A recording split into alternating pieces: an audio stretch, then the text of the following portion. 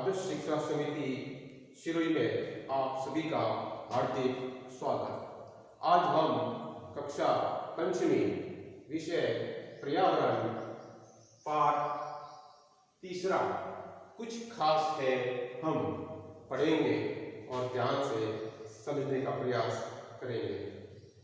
इस पाठ में पहले मैं आपको संक्षिप्त में समझाने का प्रयास करूंगा कि इसमें 3 टॉपिक दिए गए हैं। जो देख नहीं सकते ब्रेल लिपि, जो बोल व सुन नहीं सकते सांकेतिक भाषा में उनको समझाया जाता है, और थर्ड है सेरेब्रल पॉल्सी।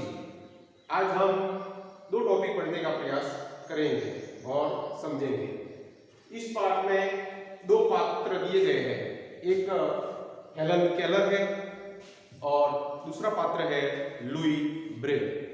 इस पाठ में हेलन केलर और लुई ब्रेल पर आधारित इस पाठ में समझाया गया है कि जो देख नहीं सकते उनको कैसे पढ़ाया जाता है, और जो सुन नहीं सकते बोल नहीं सकते उनको भी कैसे समझाया जाता है, उनको इशारों में कैसे सिखाया जाता है।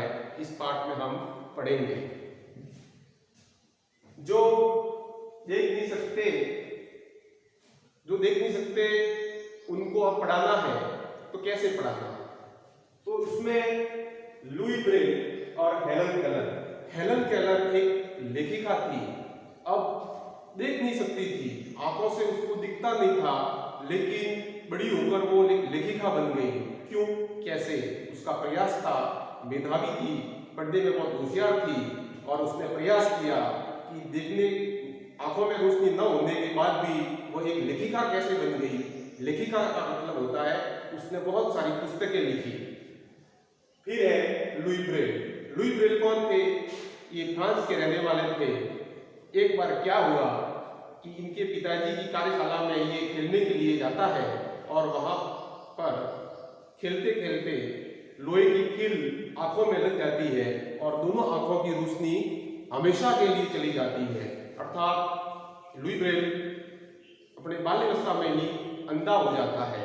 अब उसके पिताजी बहुत चिंतित हुए कि मेरा बच्चा बहुत होशियार था, पढ़ाई में बहुत अव्वल रहता था, अब ये अंधा हो गया है, आंखों की रोशनी उसकी चली गई है, अब ये जीवन में कैसे आगे बढ़ेगा, कैसे पढ़ाई कर सकेगा। उसके पिताजी बहुत चिंतित हुए, लेकिन इनके पिताजी ने हार नहीं मानी, लुई ब्रेल ने भी हार नहीं मानी, और अंधे होते हुए भी उस बालक ने इतना अथक प्रयास किया कि वह आगे जाकर भी पढ़ने लगा, और उसने अंधे बच्चों के लिए पढ़ने के लिए ऐसी व्यवस्था बना दी कि कोई भी अंधा बालक भी लिख सकता है और पढ़ सकता है। कैसे, समझेंगे। एक बार क्या हुआ कि जिस स्कूल में लुई ब्रेल पढ़ता था वहां पर एक सेना का अधिकारी, फ्रांस में जो सेना का अधिकारी होता है, उसने एक लिपि तैयार की थी बच्चों के पढ़ने के लिए। जो अंधे बच्चे होते हैं उनके पढ़ने के लिए उन्होंने एक लिपि तैयार की, और उस लिपि को लेकर वो उस स्कूल में जहां लुई ब्रेल पढ़ता था वहां पर उन बच्चों को और वहां के पढ़ने वाले शिक्षकों को समझाने के लिए वो गए, और उनको 12 बिंदुओं पर आधारित एक लिपि समझाई कि ये 12 बिंदु है जो मैं आगे बताऊंगा आपको। ये 12 बिंदु है, इसके आधार पर कोई भी बच्चा लिख सकता है और पढ़ सकता है। फिर उस लिपि को देखने के बाद, समझने के बाद लुई ब्रेल इतना प्रभावित हुआ कि उस लुई ब्रेल ने छात्र था, बच्चा था, लेकिन उसने उस 12 बिंदुओं पर आधारित लिपि को 6 बिंदुओं पर ला दिया, और 6 बिंदुओं पर ही उसने पढ़ना लिखना सिखा दिया। अब आगे तो हम पढ़ेंगे इस चार्ट में। तो वो लुई ब्रेल थे। उसके बाद में लुई ब्रेल ने जो चार्ट बनाया, जो लिपि बनाई, लुई ब्रेल लिपि को नाम से जाना जाता है। अर्थात जो व्यक्ति देख सकते हैं वह इस लिपि के माध्यम से लिख सकते हैं, उसे ब्रेल लिपि कहते हैं। ये चार्ट है। इस लिपि में जो उस सेना के अधिकारी ने 12 बिंदुओं पर, जैसे ए है तो उसको 12 बिंदुओं पर उसने बनाया था, लेकिन लुई ब्रेल ने उस 12 बिंदुओं को 6 बिंदुओं पर ला दिया और ये 6 बिंदु पर आधारित उस लिपि का निर्माण किया। जैसे ए है तो ए में 6 बिंदु, बी में 6 बिंदु, सी में ये पूरा जेड तक है और उसमें ए से जेड तक कोई भी बच्चा व्यक्ति अंधा जो होता है वो इस लिपि के माध्यम से सीखने के बाद पढ़ सकता है और लिख सकता है। आपको ये बिंदु दिख रहे होंगे, ए 6 बिंदु है, बी में ये इनका लिखने का तरीका थोड़ा अलग अलग होता है। अब जैसे ये पार्ट, इस पार्ट में से ये चार्ट है, ये अधिकांश परीक्षा में भी आता है, 5वीं बोर्ड की परीक्षा में भी ये उदाहरण के रूप में आपको दिया जाता है। जैसे इस चार्ट को देखकर आप इंडिया का नाम लिखो, अपना स्वयं का नाम लिखो, पार्ट का नाम लिखो या कोई नाम दे दिया जाएगा किसी बच्चे का। जैसे मैंने लिखा है उदाहरण के लिए कमल, KAMAL। तो इस कमल को इस लिपि में लिखना है आपको। तो आप क्या करेंगे, जैसे ये K है, इसमें हम K देखेंगे ये है, तो ये K की जो लिपि है ये यहाँ पर आएगी। ये जो डॉट लगे हुए हैं इस डॉट को ऐसे कैसे हम यहाँ बनाएंगे। फिर A है तो A के 6 डॉट इधर आएंगे, M के भी इधर आएंगे, A के भी इधर आएंगे और L के भी ये डॉट इधर आएंगे। फिर ये आपका एक लिपि में एक नाम आ जाता है।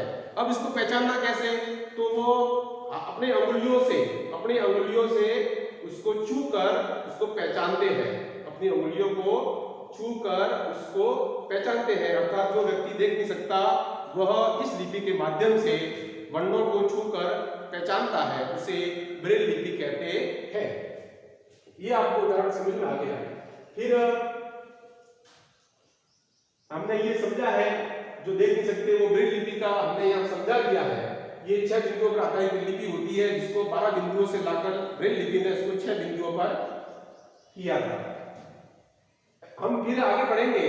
जैसे हम एक मोटा कागज लेते हैं, फिर एक कोई भी लकड़ी का फुट्टा ले लो आप या स्लेट का फुट्टा ले लो आप, फिर अपने उसके ऊपर रख के फिर आप कोई नुकीली कलम ले लो या प्रकार ले लो, फिर उसके ऊपर आप छेद करो।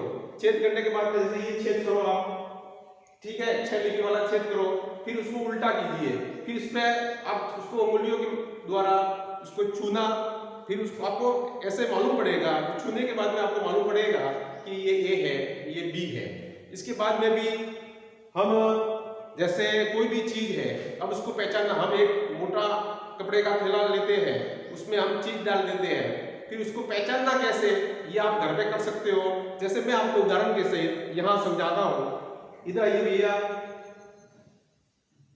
ये हमारे स्कूल का भैया है जो आपको बताएगा कि किसी चीज को छू कर कैसे पहचाना जाता है। आंखें बंद करिए, फिर इसमें हाथ डालिए, फिर आप इसमें से निकालिए। अब आपको देखना नहीं है, निकालिए। अब ये क्या है बताइए? ये स्केल है, ठीक है। इससे खाली इसने आंखें बंद कर दी है और हाथ में छू कर ही ये वस्तुओं को पहचान रहा है।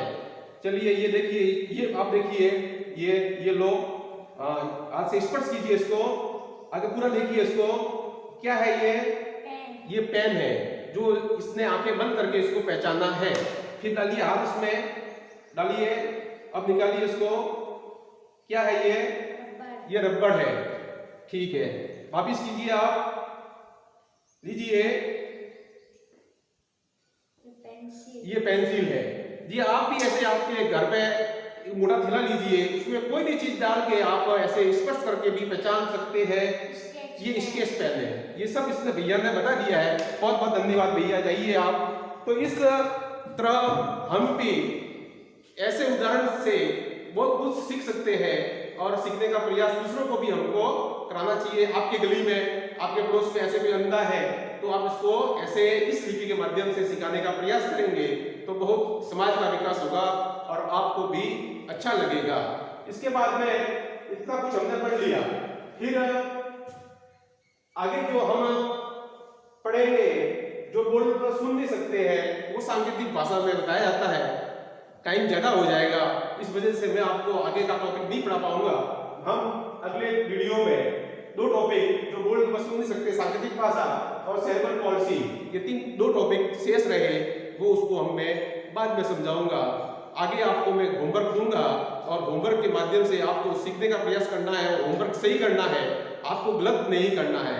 और वीडियो को देखने के बाद में कमेंट बॉक्स में जाके उसमें अपना तर्क जरूर लिखना। धन्यवाद।